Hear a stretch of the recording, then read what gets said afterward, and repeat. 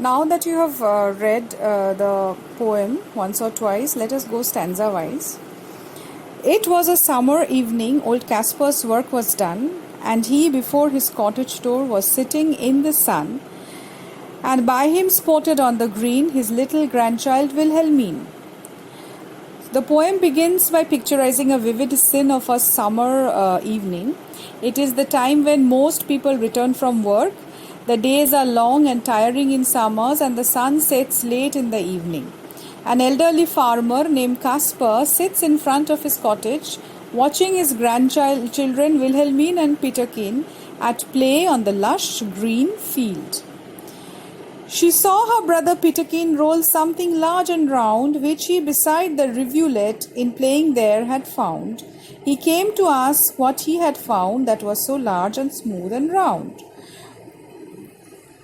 As Wilhelmine was playing, she saw her brother Peterkin rolling something large, smooth and round, which he had found beside the small river. Rivulet is a small river. Meanwhile, Caspar was sitting around observing his actions. Out of curiosity, Peterkin takes that something to his grandfather, wanting to know about it. Old Caspar took it from the boy, who stood expectant by. And then the old man shook his head, and with a natural sigh, "'Tis some poor fellow's skull," said he, "who fell in the great victory." So the Caspar takes a look at that round thing and observes it, and then he says, says that it was a skull of some poor fellow, which refers to a soldier who had died in the war, in the Battle of Blenheim, in the great victory. "I find them in the garden, for there's many hereabout, and often when I go to plough, the ploughshare turns them out. For many thousand men," said he, "was slain in that great victory. The Battle of Blenheim led to the death of thousands of soldiers, whose corpses lie deep scattered in the field." Further, Caspar relates how he had found many such objects while ploughing the field. The great victory refers to the triumph in the battle, which also happens to be an example of sheer patriotism. So Caspar believed that the soldiers sacrificed their life for the country and did not die in vain. Okay, their death served the purpose of victory in the battle. "Now tell us what it was all about, young Peterkin," he cries, and little Wilhelmine looks up with wonder-waiting eyes. "Now tell us about the war and what they fought each other for." So now they have heard about the battle, and the children wants to know about more, restless to know more about it. So they press their grandfather to understand, to know the story of the battle. And for them, the battle seemed to bring thrill and excitement, okay, along with certain amazement. So little Wilhelmine was so curious to know about the war and the reason behind it, that reflected in her eyes, gleaming for a wonder to unfold. Okay, so she's thinking that something wonderful, a wonderful story will be told by her grandfather. So the poet reflects upon the zeal and enthusiasm associated with the young age. The ability to question things is a peculiar quality of kids which fades away with growing age. "It was the English," Caspar cried, "who put the French to rout, but what they fought each other for, I could not well make out. But everybody said," quoth he, "that it was a famous victory." So he did not know the reason behind the war. Okay, and he says the English turned out to be the victorious, but he doesn't know in fact he doesn't try to find it also. Okay, he remembers what everybody has told him, the victory was famous, and he repeated it to himself time and again and put some belief in the words. So like a parrot, he is telling what has been taught, so he does not try to analyze this. "My father lived at Blenheim then, yon little stream hard by. They burnt his dwelling to the ground, and he was forced to fly. So with his wife and child he fled, nor had he where to rest his head." So at this point of the poem, Caspar recollects from the past some of the scenarios of the war. He begins by remembering his father, who lived in a small village of Blenheim near a river. The French wreaked havoc in the village and burnt homes of several innocent people to the ground. Consequently, the villagers were forced to migrate in search for shelter. Okay, young Caspar, along with, we don't know whether he was there born also at that time, but even his house was burnt to death, and they were forced to flee from that place to a different place, and they could not find a shelter, a home, because of the war. So they had to roam from one place to another seeking rest. With fire and sword, the country round was wasted far and wide, and many a childing mother then and newborn baby died. But things like that, must be at every famous victory. So, in these lines, the poet describes the severity of the battle. There were fire and sword. Okay, they represent destruction, death, and horror, and wasted. So, the whole country was destroyed.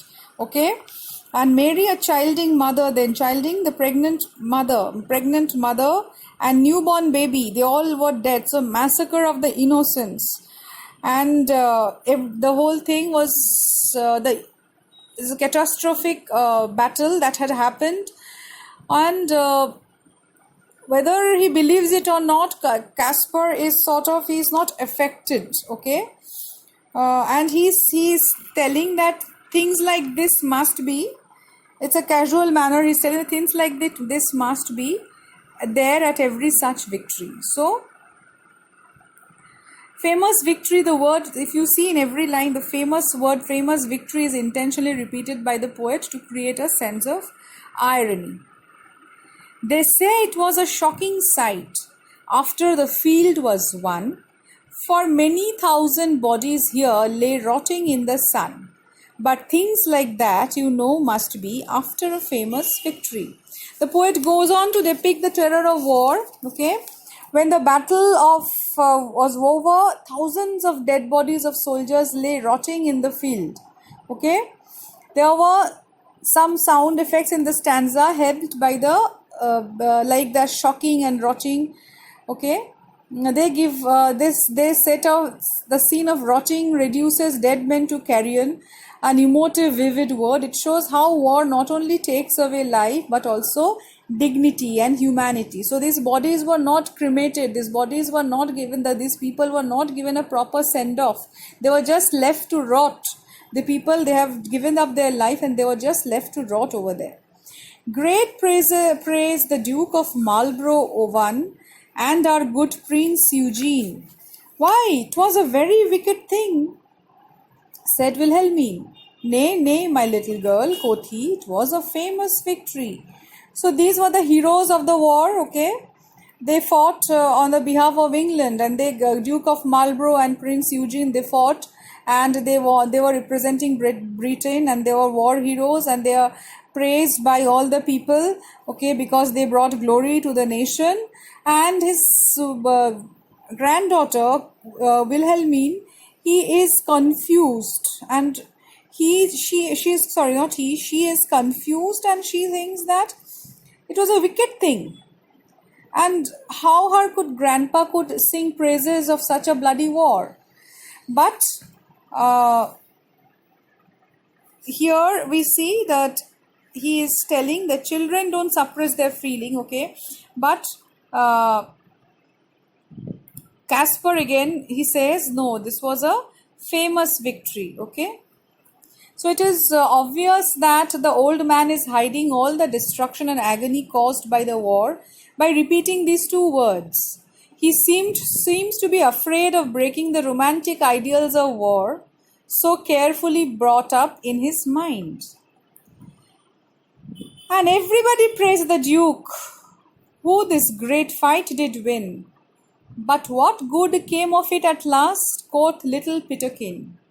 Why, that I cannot tell, said he, but was a famous victory.